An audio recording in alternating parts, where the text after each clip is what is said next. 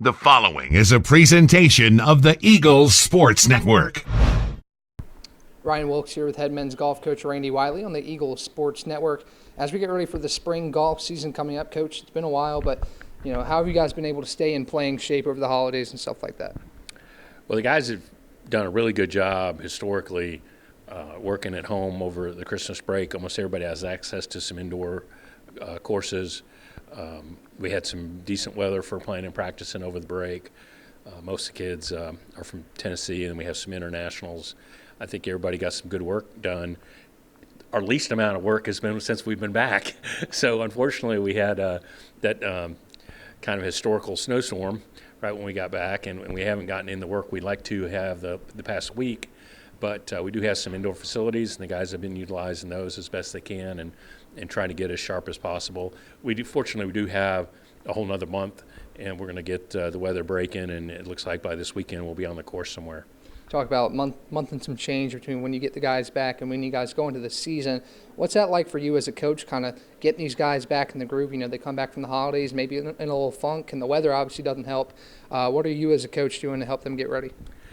My guys are pretty good about staying pretty sharp, so I don't super worry about them coming back overly rusty, though this week not being able to go outside at all sets us back a little bit.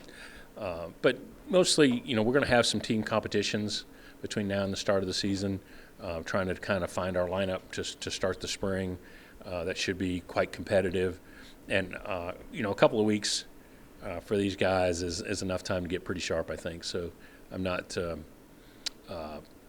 overly concerned at this point, but I would like to avoid another snowstorm. That would be very helpful. But we start off at St. Leo, which is just outside of Tampa. And historically, we've had really good weather there, so we're looking forward to some good weather and hopefully a great start to the season. So in Florida, maybe you won't see those weather conditions as much of a factor, but you talk about how these courses play differently in different times of year. What are you expecting at some of these courses and how they play? Well, when you go down to Tampa, usually we've had really good weather. It's almost like playing, later in the spring up here, so that's not too hard to kind of manage. Our Bermuda grass up in this area, the country turns brown and it stays really damp through the spring until it gets to growing again in April. So those are the more challenging ones, like when we go to the tournament in Charlotte, the middle of March, and then the one in Lenore City, the end of March. Those will be the ones where we really have to rely on some hard work here, and it's the same conditions we have here, in Jefferson City in the area. So they'll have been playing on it quite a bit, but it is challenging to play off the wet, damp, dormant Bermuda. Is difficult. So you talk about your history at St. Leo. What's your history with some of these other courses? Are they new to you guys, or have you guys been there before? And what's your success been like there? Well, we have two courses we've played really well on at St. Leo. And at Wind River. And then we have three new ones. Conferences at a new course that I don't think anybody in our conference has really played, down in Orangeburg, South Carolina. And then we have a tournament over in Charlotte at a course we haven't played before and competed on, so we're really looking forward to that. We've heard it's great.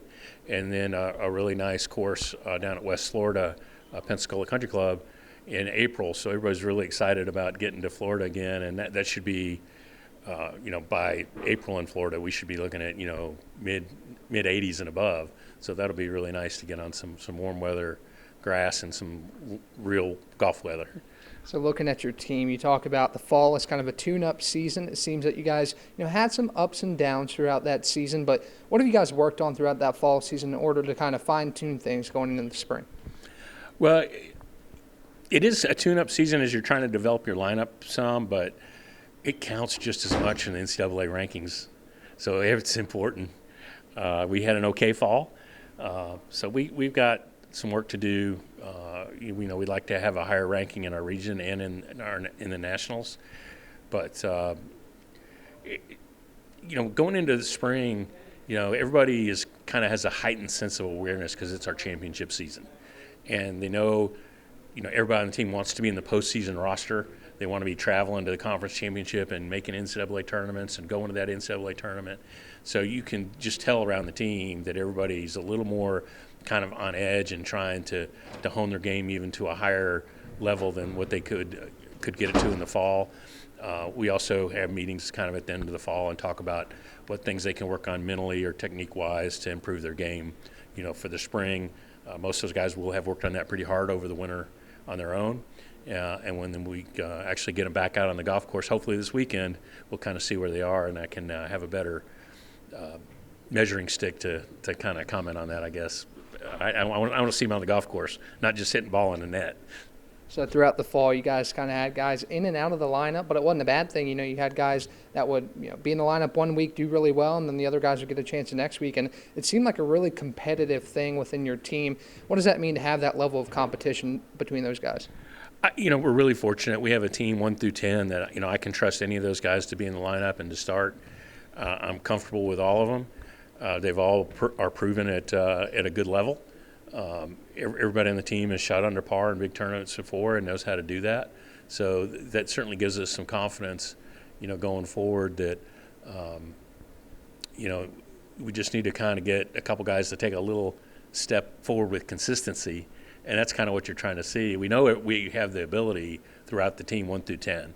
And then it's like who's going to play that week in and week out, because that's really what you have to have a team that can compete at the very highest level, at the NCAA level and at the conference championship level. So going into the season, what would you say is the biggest focal point for your team to continue to grow and continue to excel? We just got to kind of keep doing our process and playing one shot at a time and staying in the moment, not being too worried about what the other teams are doing, be more focused on, each hole, playing smart, playing, you want to play smart, but you want to play aggressive.